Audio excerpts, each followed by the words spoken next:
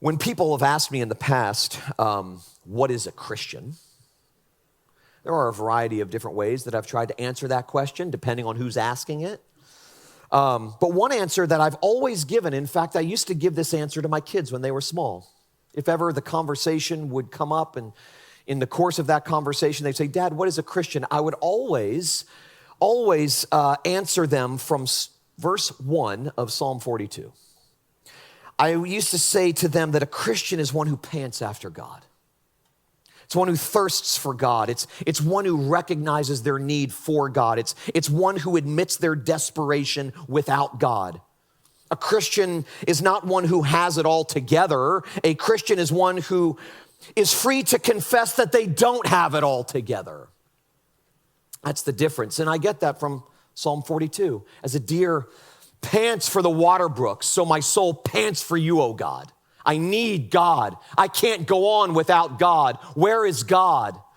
A Christian is one who recognizes just how hopeless life can feel without God. Now, we don't know who wrote this psalm, but it was, as I said, clearly written by someone in dire straits. It was written during a season of desperation and despair. This guy, whoever he is in deep distress. And he begins with this cry for God. The imagery that he uses is the imagery of being spiritually worn out and dried up. He's panting. He's thirsting. And he cries for God because he knows that God alone offers the rest that he needs and the replenishment that he craves. But what's causing even more distress, whatever his circumstances are going on around him that are causing him distress, he's going through a difficult, painful, hard season in life, and he's feeling emotionally dehydrated, he's spiritually dried up, he's mentally parched. He recognizes his need for God. He cries out for God. But what's causing even more distress than that is that God seems so distant from him. In the second part of verse 2, after he says, my soul thirsts for God, for the living God, he says, when shall I come and appear before God? Rightly translated, what that really means is, when will God hear me? And this causes for the psalmist a profound sadness and a sense of deep hopelessness. Verse 3 is powerful. My tears have been my food day and night, while they say to me all the day long, where is your God? What he's saying is, my tears have words. With every shedding of every tear, there is a shout. Where are you, God? Where have you gone? This is what he's facing. This is what he's dealing with. Look at what he says in verse 4. These things I remember as I pour out my soul, how I would go with the throng and lead them in procession to the house of God with glad shouts and songs of praise, a multitude keeping festival.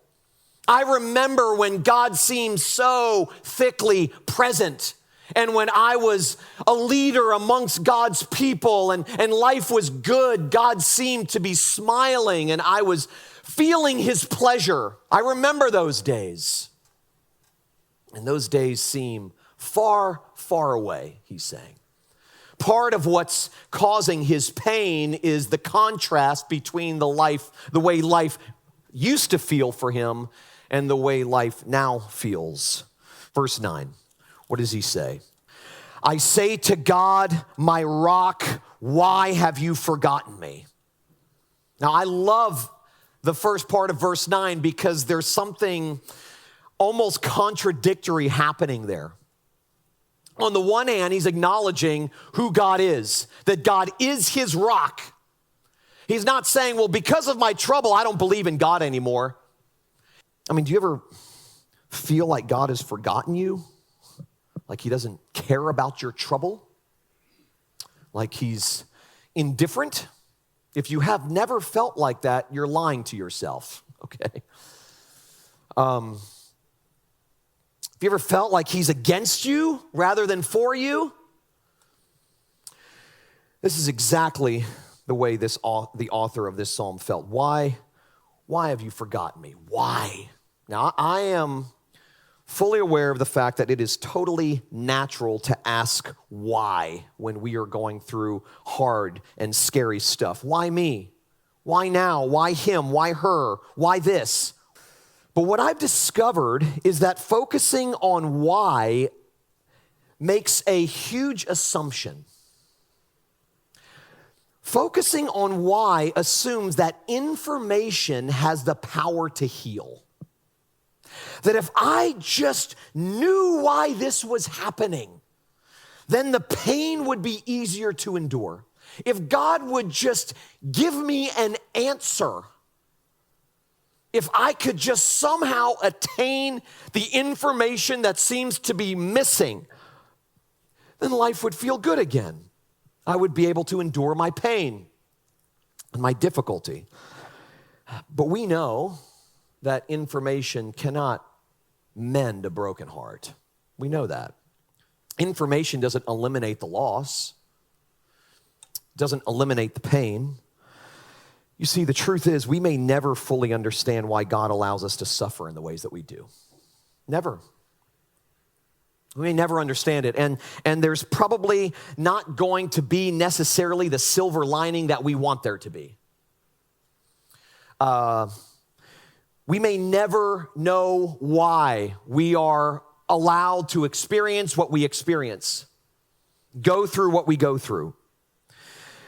But we don't need answers as much as we need God.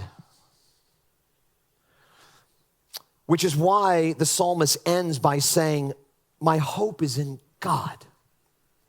This is what he's saying. I don't understand what's happening, and I really don't understand why it's happening, but God, absent as he seems right now, is ultimately my only hope. Where else am I going to go? There is no other stream. He is my strength, my rock, my deliverer. I don't understand what he's doing, and I don't like what he's doing or not doing. But this I know, he is my strength, my rock, my deliverer. He's come through for me time and time and time again.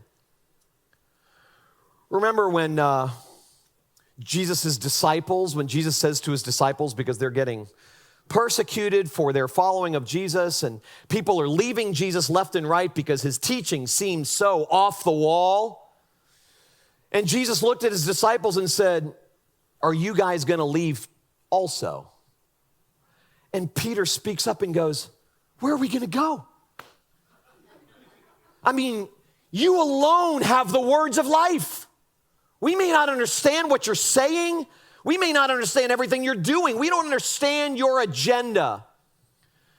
But we do know that there are no other options. There is no other stream.